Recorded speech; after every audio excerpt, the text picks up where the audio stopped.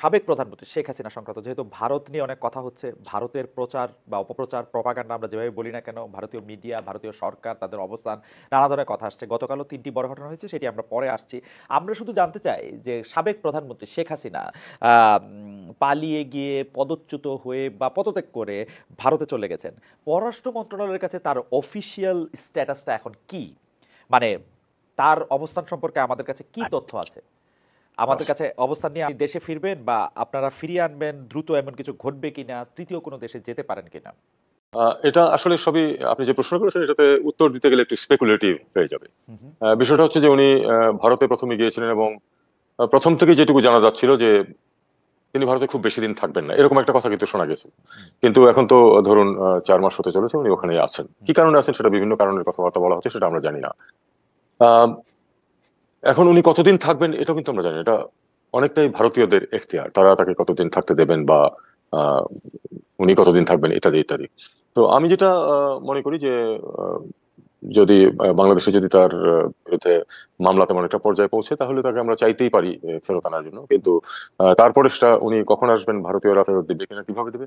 এটা কিন্তু এখন আমি কোন উত্তর দিতে পারব না। কারণ আমি কোন স্পেকুলেট করতে চাই না। তার অবস্থান সম্পর্কে ভারতীয় কর্তৃপক্ষ কি আপনাদেরকে কোনো ব্রিফ করেছে বা নিয়মিত ব্রিফ করে? কেন আমি এটি জানতে চাইছি, তিনি কি ভারতে গৃহবন্দী আছেন? এটাও দেখুন এ ব্যাপারে আমার জ্ঞান আর আপনাদের জ্ঞান একই। কারণ আ পত্র-পত্রিকায় যা কিছু আসে আমিও সেটুকুই জানি। এর চেয়ে বাইরে আসলে আমার কিছু জানা নেই। কাজেই আমি এটার স্পষ্ট কোনো উত্তর দেওয়ার যেহেতু আমার কাছে তথ্য নেই, আমি সেটা দিতে পারছি না। আ একজন বিশ্লেষক বা বিশেষজ্ঞ হিসেবে যদি আপনার কাছে জানতে চাই যে, মানে সাবেক একজন প্রধানমন্ত্রী, তাকে কি আসলে মানে আমরা দেখে কি বুঝতেছি যে তাকে কি আসলে বিদেশি গণমাধ্যমের সাথে কথা বলতে অন্ধকার। বিদেশি গণমাধ্যম থেকে কথা হুম, বলতে আ আ আ আ এডভেজার হোসেন, আমরা আপনাকে স্পষ্ট দেখতে পাচ্ছি। আমরা বা আপনাকে স্পষ্ট শুনতেও পাচ্ছি। ওকে, আমরা ঠিক যেটি আছে। আমরা যেটি জানতে চাইছি যে মানে তাকে কি আসলে বিদেশি গণমাধ্যমে বা কোনো গণমাধ্যমে কথাবার্তা বলায় নিষেধাজ্ঞা দেওয়া হয়েছে? নিষেধাজ্ঞায় আছেন? মানে আমরা কিন্তু আমার বিবেচনায় কিন্তু উনি ভারতে গৃহবন্দী আছেন। কারণ তাকে মিডিয়ার সাথে কথা বলতে দেওয়া হচ্ছে না এবং মানে আপনার কাছে কি মনে হয়?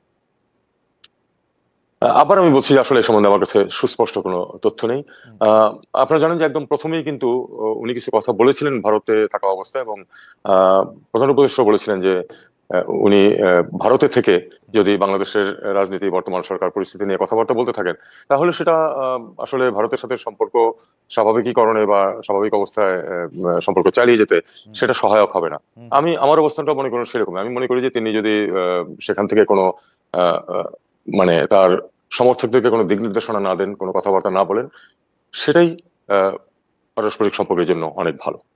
আ আ অ্যাডভাইজার হোসেন, আমরা দেখেছি যে সাবেক প্রধানমন্ত্রী শেখ হাসিনা সহ বিগত সরকারের মন্ত্রী ও সংসদ সদস্যদের লাল পাসপোর্ট বাতিল করা হচ্ছে। এখন তাদের ট্রাভেল ডকুমেন্ট কি হবে, কি স্ট্যাটাস হবে সেই ব্যাপারে কি পররাষ্ট্র মন্ত্রণালয় বা আপনাদের দপ্তরে উনাদের তরফ থেকে কোনো যোগাযোগ করা হয়েছে? আমার কাছে আসলে তেমন কিছু আসেনি এখন পর্যন্ত।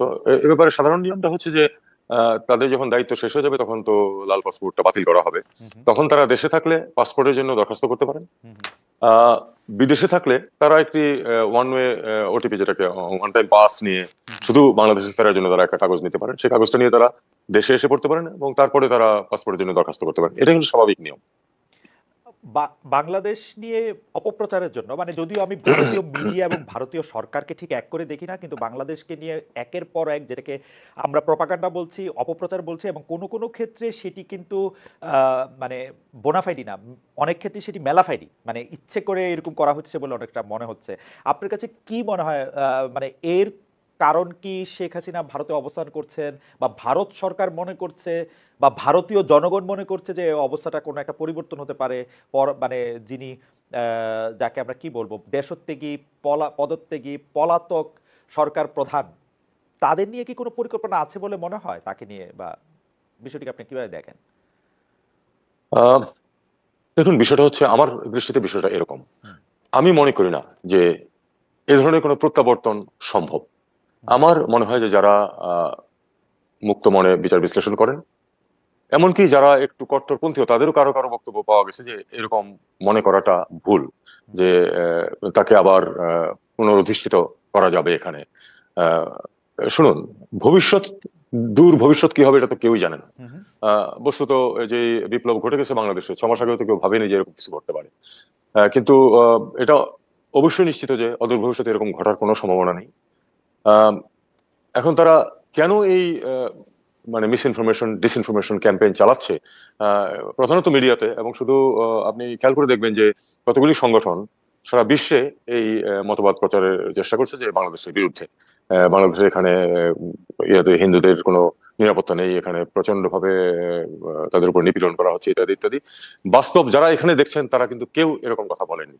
দূরে থেকে অনেকে এরকম বলছেন। এই ধরনের প্রোপাগান্ডায় তারা মিসলেড হচ্ছেন অথবা ইচ্ছাকৃতভাবে মিসলেড হচ্ছেন।